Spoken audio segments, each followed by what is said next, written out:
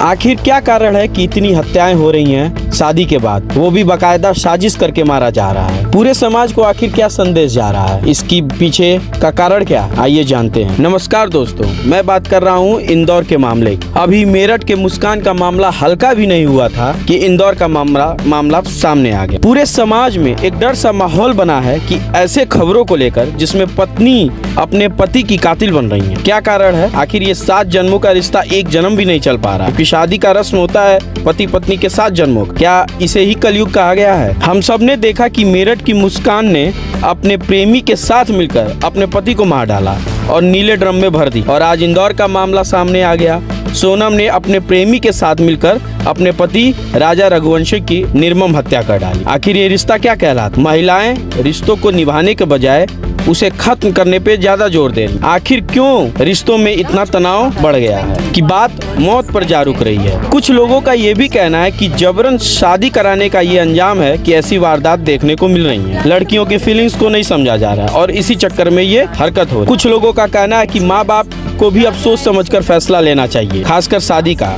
अगर लड़की को शादी नहीं पसंद है तो दबाव में शादी नहीं करवाना चाहिए, क्योंकि आजकल की लड़कियां इंडिपेंडेंट रहना चाहती। वो चाहती हैं उन पर किसी प्रकार का कोई बोझ ना हो, किसी प्रकार का कोई दबाव ना हो। क्योंकि आजकल शादी होने के बाद जब लड़की ससुराल जाती है तो उस पर पति का दबाव, सास ससुर का दबाव, और ये सब आजकल के लड़कियों को पसंद नहीं आ रहा है। हमारी संस्कृति है वो भी गायब होती जा रही है। शादी से पहले प्रेम बंधन में बंधना और शादी के बाद दूसरे से शादी करना और उसको मार डालना, ये प्रचलन में लगातार आ रहा है। फिर ये कहाँ का संस्कार है? अगर लड़की को लड़का पसंद नहीं है तो साफ इनकार कर दे कि मुझे ये शादी नहीं करनी है, और माँ बाप को भी ये जबरन शादी नहीं करवाना चाहिए। लेकिन ऐसा जघन्य नहीं करना चाहिए किसी के साथ। जिस भारत में नारी शक्ति की पूजा होती है, लोग नारी को दुर्गा, सरस्वती, लक्ष्मी का रूप मानते हैं। पैसा चाहिए तो लक्ष्मी की पूजा करते हैं, शक्ति चाहिए तो दुर्गा की पूजा करते हैं, बुद्धि चाहिए तो सरस्वती की पूजा करते हैं। उस देश में नारी राक्षसी प्रवृत्तियां अपना रही हैं। ये बेहद कष्टदायक है। क्या यही डिजिटल इंडिया है? क्या ऐसे ही भारत विश्व गुरु बनेगा?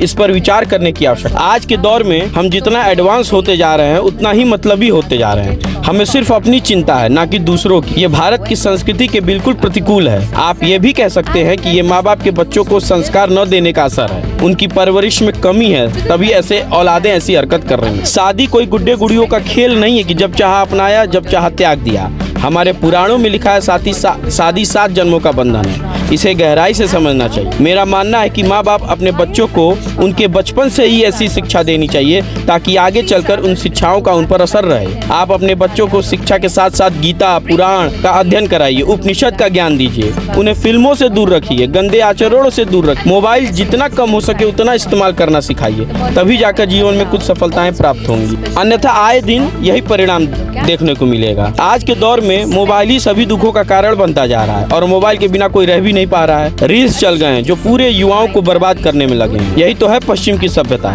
जिसके कारण हम सब बर्बाद हो रहे हैं। हमें इन चीजों पर गौर करना चाहिए और आत्मनिरीक्षण करना होगा कि हम कहाँ जा रहे हैं, अन्यथा परिणाम इससे भी कहीं भयानक हो सकता है। एक शायर की 2 लाइनें हैं कि आदमी अपनी संस्कृतियों से इतना क्यों ऊब जाता है, अरे पश्चिम की तरफ मत भागो, उधर तो सूरज भी जाके डूब जाता है। धन्यवाद।